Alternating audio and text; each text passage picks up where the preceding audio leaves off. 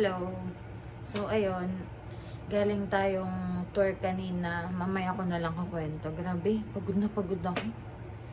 Ang bala ko ngayon ay lumabas muna tapos kain tayo ng dinner kasi mag-8 PM na din. Pinilit kong umidli para kahit papano makapagpahinga. Pero hindi ako makatulog. Pagod na pagod yung lupang katawan ko. Nice. Grabe yung tour na yun. Ganto ko mamaya, labas muna tayo. Ano kayo masarap kainin? Actually, nakakita pala ako ng fried rice kagabi. Ayun talaga yung goal, yung fried rice. Parang gusto ko mag-beef noodles ngayon. Kasi may nakita ako sa TikTok. Yung sikat, yung nagtitrending na One Yan building. Meron daw dun sa baba, mga noodles. Papalunok na ako. Tara, baba muna tayo. Nagugutom na rin ako.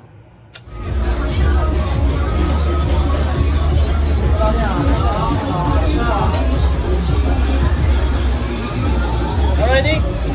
Thank you. May pa din po? Thank you. Thank you. Bye-bye.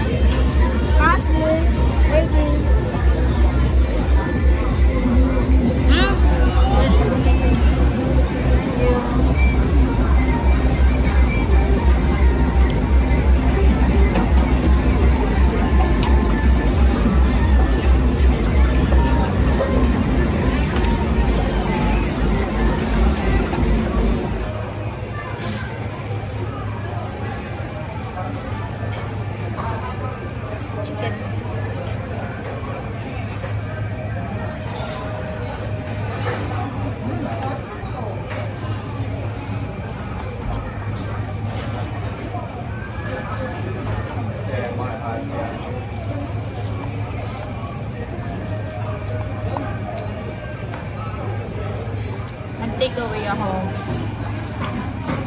Kasi, doon ko na lang kakainin sa hotel.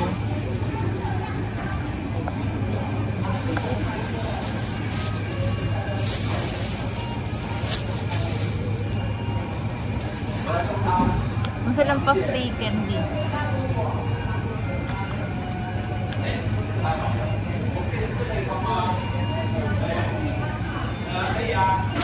Gusto ko sana mag-soft drinks kaso baka umatake yung girls ko. Kubawa ko chocolate dito. May pusa. At ibang candy. For free lang.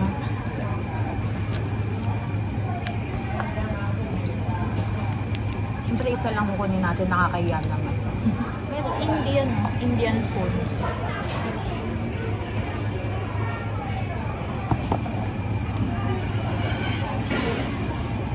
Nasa likod ko mga masarap.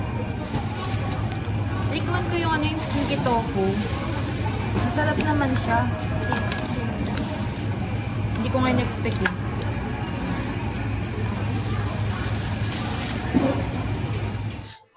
So ayan, vegetarian na naman tayo ngayon kasi halos maubos na yung yung budget ko. Meron pa akong 2 days, so meron pa akong natitirang 1,000 NTD, 2,000 pesos. Bali, may mabibili ba ako sa Ay, di, may 2,000 NTD pa ako. Bali 4,000. Ang gagawin ko, tig 1,000 NTD per day. Tapos yung yung lalaking nagsaserve, hindi ko alam kung siya may-ari o nagsaserve lang siya. Ang bait. Inalok pa ako ng soup kanina. Siyempre hindi ako hihindi. Humingi na ako. Tapos, tinanong niya kung spicy. Sabi ko, no. Ayun lang. Feeling ko maraming kumakain sa kanila.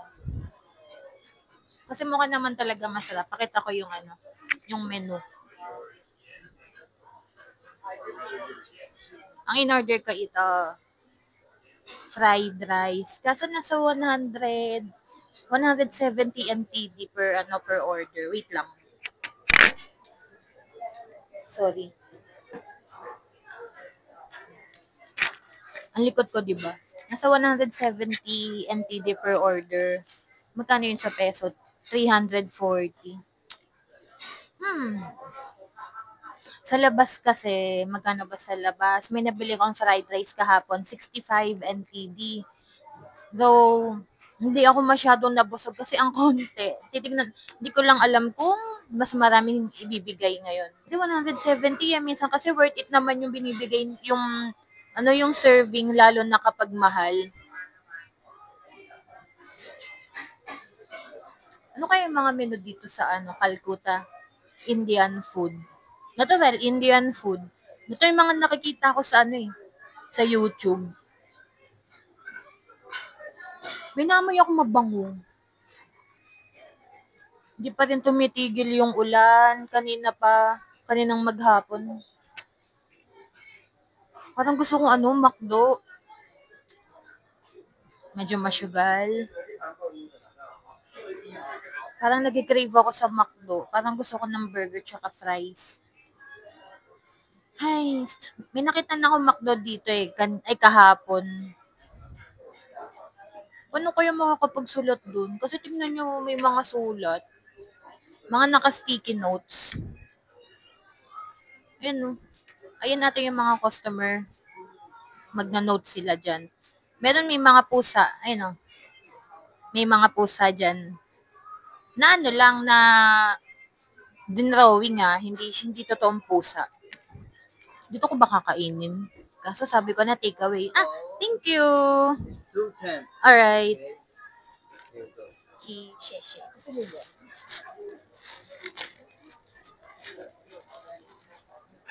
Ay, hindi ko nabilang yung sila. Pero, feeling ko tama na yan.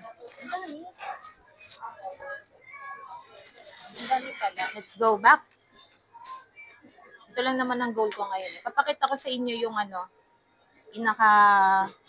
venue. Sikat na kasi ito parang underground food, Pakita ko sa inyo.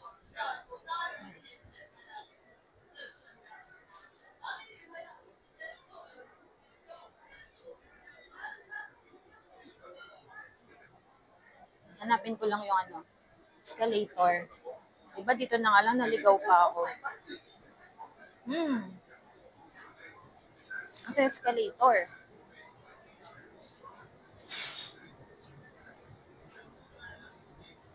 Ayun. Meron din pala dito, mas mura. Ano ba yan? Sayang. Pero okay lang, baka may bukas pa naman. Try natin dito. Saan yung pataas? Ay, hikot ako. Wait lang, mali ako nang nadaanan.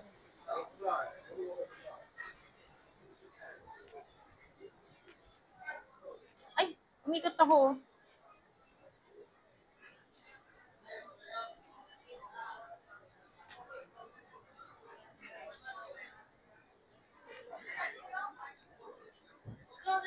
Ito. Diba? Ganda ligaw-ligaw pa. Masarap ang dinner. Yeah! Medyo achieve ko yung goal ngayon. Meron akong soup, dumplings, hindi. Ewan ko kung soup dumplings to, pero nakita ko kanina, nakalagay dun sa menu. 40 NTD. Ayun. Diba? Ligawin. Iba't iba yung tinda nila. Ayan, lalabas na lang na tayo kasi ang pinaka-pakay natin is itong foods. Malapit lang naman. Or nakabisado ko na rin kasi araw-araw ba naman ako naglalakad dito. Wait lang, lalakad lang ako mamaya ulit. Yan, nakabalik na ako. Sabi yung pagkain ko. Parang good for 2 days. Di ba, pag may natira, may ref pa naman ako. Pwede ko siyang initin na lang bukas. Ito, tignan nyo, fried rice. Ang dami. So, pamili akong chicken. Tapos ito yung gulay. And then, yung free soup. Tikman ko.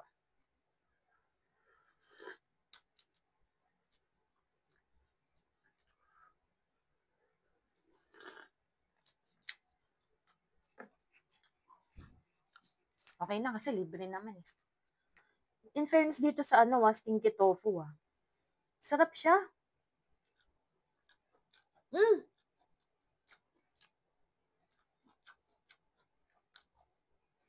Saka ang dami.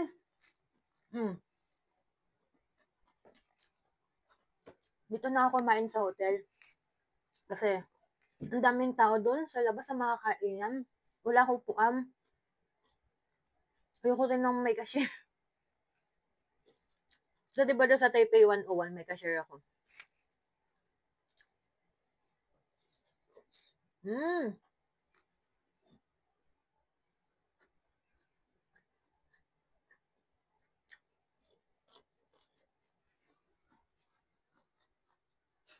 Walang kutsara.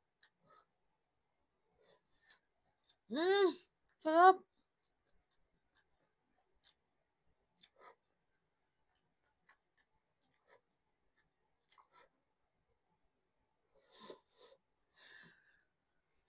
Kasi di ba kanina, nag-cloak tour ako.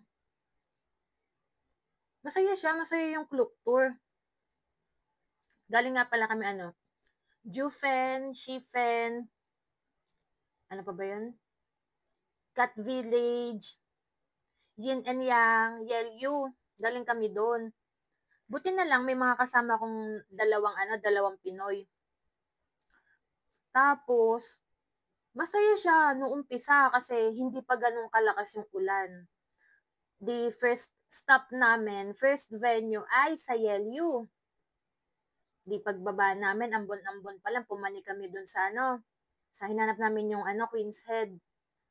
Habang tumatagal, palakas yung ulan. Grabe, lumalakas yung ulan. May dala akong kapote, hindi kinaya ng kapote. Hirap na hirap ako mag-video kanina. Ito nga yung yung pantalon ko, Basa pa hanggang ngayon. Tapos, ang nakakalungkot pa doon, yung sapatos ko, nahawaan ng kulay nito. Yung kulay gray na sapatos ko, yung tela nun, naging kulay blue, ang pangit na. Andun sa likod. Tapos edi sa Jufen, ay sa Yelyu. Hanggang sa napunta kami ng sunod, sa Yin Yang Sea. Bumaba kami, 10 minutes lang, hindi talaga kaya ng kapote. Yung isang Pinoy na Pinay, yung kasama ko si Glenn, nanghiram na siya ng payong dun sa driver. Kasi hindi lang talaga siya ambon parang pabagyo yan lakas talaga. Tapos, bumalik na kami sa sakyan kasi hindi talaga kaya ng yung ulan, hindi talaga kaya. Papunta kami ng, sunod namin doon, Cat Village. Walang mga pusa. Ayun nga yung highlight. Kaya nga isa yun sa tour na pinili ko kasi yung Cat Village nga may mga napapanood ako sa TikTok, sa YouTube na lumalapit mismo yung mga mga pusa sa kanila. Tapos ayun ipipet mo yung mga pusa. May nakita kaming iilan kaso natutulog kasi nga malamig, 'di ba? Parang nature ng mga pusa yun yung matulog kapag malamig. Pero in fairness sa mga pusa doon na ang lulusog. Grabe, ang tataba. Wait lang. Masarap siya kaso ang oily. Overcook. Ba yan? After namin sa Cat Village, nagpunta kaming Jufen. Yung sa may Jufen Old Street, yung may mga sinasabi nilang may Ghibli ba yung Ghibli? Yung palasyo. Sa Spirited Away, wala, sticky yan. Para kaming basang sisiw talaga. Tapos walang makitang view, walang makitang tanawin kasi ang hamog-hamog. Para akong nasa ulap nun kanina kasi sobrang hamog. Masarap sana kasi malamig. Kaso nga lang, may ulan, sobrang lakas ng ulan talaga, parang bagyo na. Ang mga kasama ko nga gusto na bumalik eh. Sayang naman, nandun na kami. Di ba may mga, sa tour kasi, kunwari, 120 minutes, 60 minutes lang kayo. Hindi namin nakukonsume yung buong oras kasi wala ko yung matatambayan sa labas. As in, pero yung sa Jufen, nag-ano na lang kami doon, kumain kami, doon kami nag-lunch, tapos nag-picture lang saglit doon sa sa may Spirited Away nga. Tapos, pumunta kaming coffee shop. Doon na lang kami nagpalipas ng oras hanggang sa umabot yung time namin bago kami bumalik ng ng sasakyan. Ito pang malupit. Ang lakas na nga ng ulan. As in talaga yung tayong nakasalubong namin, nakabaliktad na. Sobrang lakas ng hangin, sobrang lakas ng ulan. Ang layo ng parking area nung na pagparadahan ng driver namin, halos 10 minutes. Grabe talaga. Alam mo yun yung akyat baba kami dun sa Jufen, tas ang tarik talaga, ang layo, yung mga steps niya, yung mga hakbang ng hagdan, ang malalayo. Hindi ko rin masabing worth it kasi hindi namin nakita yung view. Sayang. Tapos, ilan din yung street foods na ilan lang yung mga free taste. Siyempre, isa yun sa pupuntahan ko, yung free taste, no? Bukod dun sa scenes, scene ba yun? Scenery? Scenery. Bukod dun. Tapos, ano pa ba? After namin ng Jufen, actually sa Jufen, doon na nag-start na yung tubig, yung basa sa pantalon ko, inabot na hanggang tuhod eh. Kasi syempre, sobrang lakas ng ulan, yung dito nung kasama ko, yung long sleeves niya, basang-basa na din. Sarap talaga ng stinky tofu.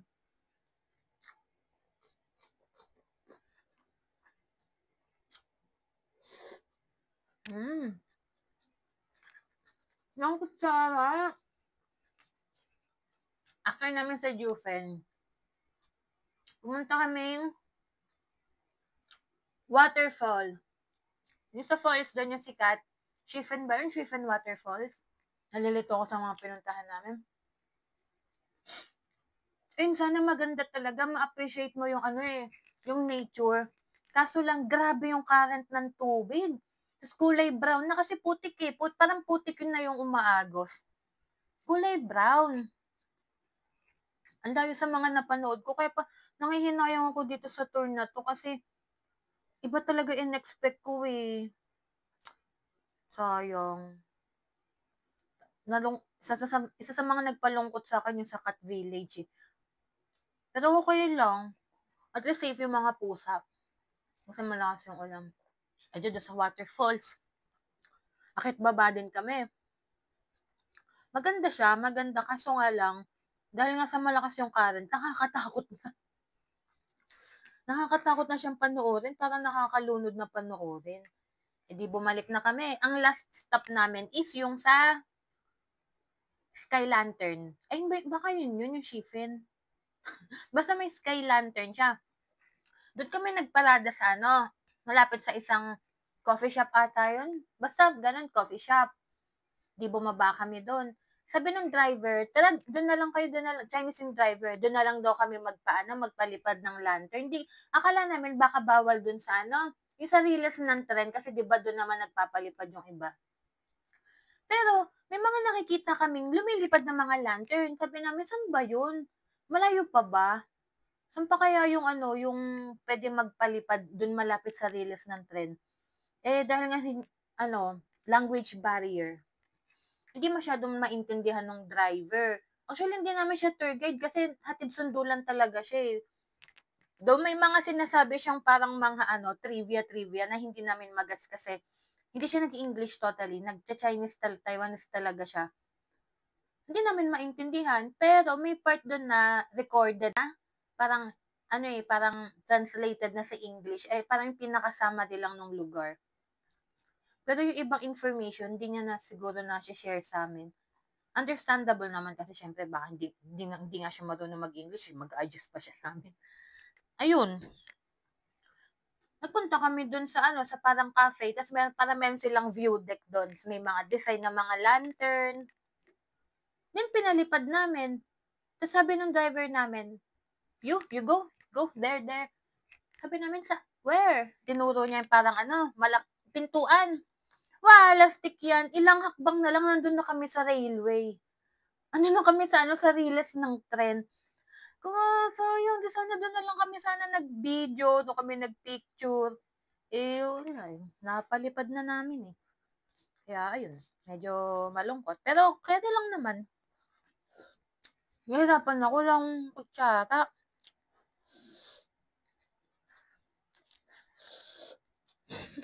Kawawa naman ako. Yung tour na yun, ang highlight ng Taiwan trip ko, kaso, wala, parang hindi ko masyadong nagustuhan. Siguro kung maganda-ganda yung panahon, yung lamig niya okay lang, bearable. Ayun yung masarap talagang gumala eh. Kaso, ang lakas ng ulan. Buti kung ambon lang eh. Hindi talaga eh, parang bagyo eh. Alam mo yun sa Pilipinas kapag signal number 2 na or signal number 1 yung bagyo. Yung walang tigil. Kaya sana bukas, walang ulan kasi magmamaw kong gondola ako tsaka magta-Taipei Zoo, lakaran na naman. Iniisip ko tuloy na, chinek ko pala yung weather for kasi iniisip ko tuloy na hindi na lang muna ako magmaukong. Siguro sa last day ko na lang. Kaso, yung mindset ko kasi, nandito na itinerary ko, but parang feeling ko tuloy, bibilis yung araw. Sabihin bukas, kapag malakas yung ulan, magiging free ako. Wala akong gagawin. Saan ba ako pupunta? Kung magta-Taipei kayo, kung magta-Taiwan kayo, mas try talaga tong stinky tofu. Yung umpisa ang arte ko eh. Sabi ko, ano ba yan? Nakakawalang gana yung amoy. Ang sarap pala.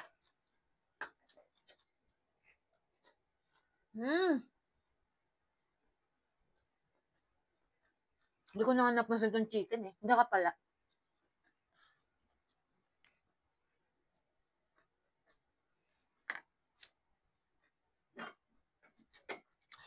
Nakita ko kutsara. Ito yung isang butil.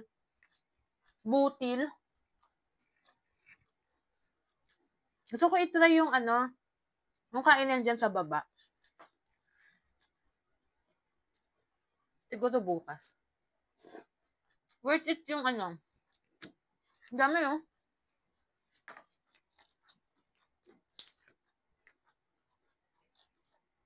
Worth it yung 170 NTD. Yung chicken masarap din. Kaso ba't ganun? Dahil ba sa malamig na, kaya hindi na crunchy? Crunchy kaya. Bawang. Pwede yung kakainin. Yung chicken kahapon, nabili ko, ganito rin yung lasa, pero yung chicken nyo, hindi siya gano'n nakakaumay. Ba't kaya, no?